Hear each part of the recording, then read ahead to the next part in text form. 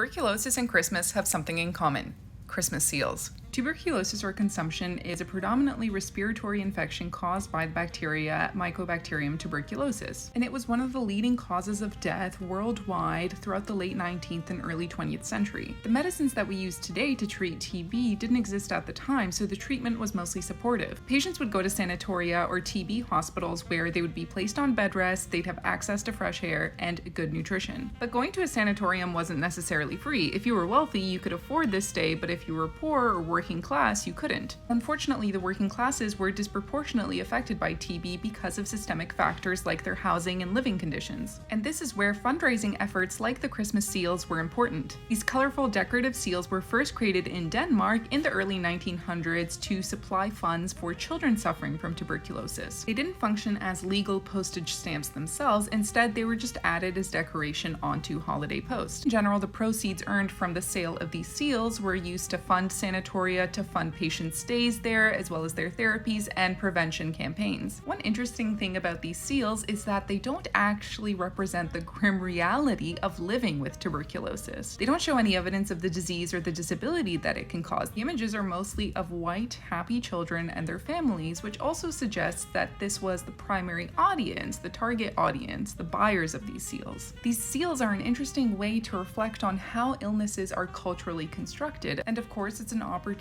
to appreciate early fundraising efforts for a disease that still kills millions of people around the world today in 2023.